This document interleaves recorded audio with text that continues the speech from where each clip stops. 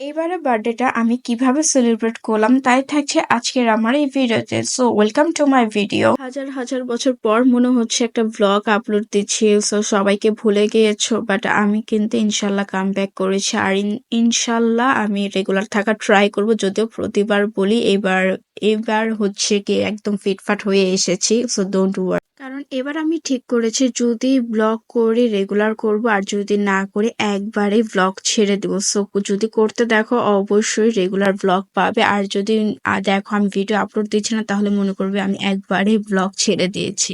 যাই হোক, এবার চলে আসি ভিডিওর মেইন অংশে। আমার বার্থডে গিয়েছে অনেকদিন আগে, আর সেলিব্রেটও করা হয়েছে অনেকদিন আগে, যেটার রিলস অ্যান্ড পিকচার তোমরা অলরেডি দেখেই ফেলেছো, বাট ব্লগটা লেট করে আপলোড করা হচ্ছে। তো সেদিন আমার বার্থডে সেলিব্রেট করে আমরা রোড সাইড কিচেনে, যেটা হচ্ছে খিলগাঁওতে নতুন করে তারা সাজিয়েছে, তো আমি ভাবলাম কেননা এইখানেই আমি আজকে আমার বার্থডেটা সেলিব্রেট করব।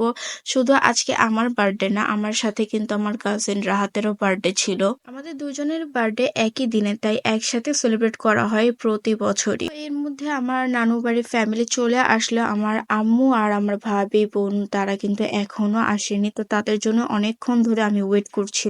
তো এর মধ্যে ওয়েট করতে করতেই দেখলাম আমার আম্মু, ছোট বোন আর ভাবি চলে এসেছে, কিন্তু আমি আমার পাপাকে অনেক বেশি মিস করছিলাম। আমার পাপা সেদিন আসতে পারেনি অফিসিয়াল কাজের জন্য, আর স্পেশালি মিস করছিলাম আমার ভাইকে। এই প্রথম আমি আমার ভাইকে ছাড়া আমার বার্থডে সেলিব্রেট করছি, ওকে খুব বেশি মিস করছিলাম, আর ওর জন্য অনেক বেশি মন খারাপও হচ্ছিল। এই প্রথম ও আমার সাথে নাই, আমার বার্থডেতে নাই। সবার আশা হয়ে গেলে সিয়াম এর মধ্যে ফুডটা অর্ডার করে দিচ্ছিল যার যার পছন্দ মতো, আমরা আর কি দিতে চাচ্ছিলাম। সো সবাই বলছিল একই প্লেটার খাবে, তাই একই প্লেটার আমরা অর্ডার করলাম, আর ড্রিঙ্কসটাও তাদের পছন্দ মতোই নিয়ে নিচ্ছিলাম। সবার সাথে আড্ডা দিতে দিতেই দেখলাম খাবার অলরেডি চলে এসেছে। সো সবাই এখন ডিনারটা শেষ করে ফেলবো, কারণ অলরেডি অনেক বেশি লেট হয়ে গিয়েছিল, আর ঢাকায় পাবলিক তো জানোই অনেক বেশি লেট, যেখানেই যাই না কেন একটু লেট হয়েই যায় আমার। আর তাদের ফুড কোয়ালিটি কিন্তু আমার কাছে বেশ ভালো লেগেছে, যারা ট্রাই করতে চাও তারা কিন্তু গিয়ে খেয়ে আসতে পারো, আর তাদের ফুড কিন্তু অনেক ভালো ছিল, আর প্লেটার সাইজটা আমার কাছে বেশ ভালো লেগেছে, আইটেমগুলো ভালো ভালোই দিয়েছিল প্লেটারের মধ্যে। এর মধ্যে আমিও হুজাইফাকে নিয়ে বসে গেলাম ডিনার করার জন্য, বাট হুজাইফা বসতেই চাচ্ছিল না, তাই তার বাবা তাকে মোবাইলটা ছেড়ে দিয়েছে যেন সে অ্যাটলিস্ট বসে ডিনারটা করে ফেলে। সাইড কিচেন রেস্টুরেন্টের ফুড কোয়ালিটি ভালো হলেও তারা খাবার সার্ভ করেছিল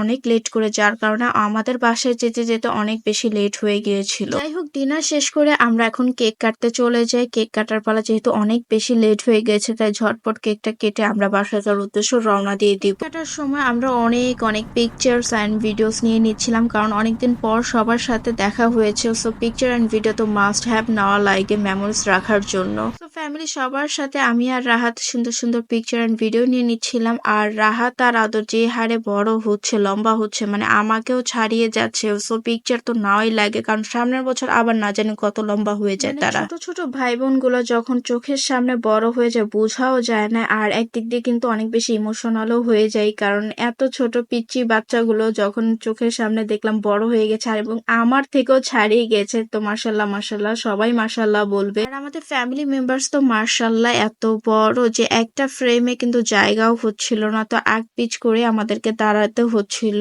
আর বাকি মেম্বার্স তো আসেই নেই। সো বুঝতেই পারছো ঢাকায় মেম্বার্স এত বেশি বড় হয়। পিকচার অ্যান্ড ভিডিওস নেওয়ার পর আমরা কেকটাও কাট করে ফেলি। বাই দ্য ওয়ে, এবার বার্থডেতে আমি কিন্তু 2টা কেক কাট করেছি, সো আমার জন্য অনেক বেশি স্পেশাল ছিল এই বার্থডেটা। সেকেন্ড টাইম কেক কাট করার সময় দেখলাম সিয়াম আমাকে একটা গিফট করেছে, একটা জিনিস, আর এই জিনিসটা দেখে তো আমি অনেক বেশি সারপ্রাইজ, কারণ এই প্রথম সে আমাকে এরকম একটা গিফট করলো, তাও আবার বার্থডেতে। কারণ সচরাচর সে অ্যানিভার্সারিতেও গিফট করে, বাট বার্থডেতেও যে গিফট করবে সেটা আসলে আনএক্সপেক্টেড ছিল। ফিঙ্গার রিং আমার অনেক বেশি পছন্দ, আর বার্থডেতে যখন এরকম সুন্দর একটা ফিঙ্গার রিং পাই তাহলে তো আরো বেশি খুশি খুশি হয়ে যায়, তাই না বলো?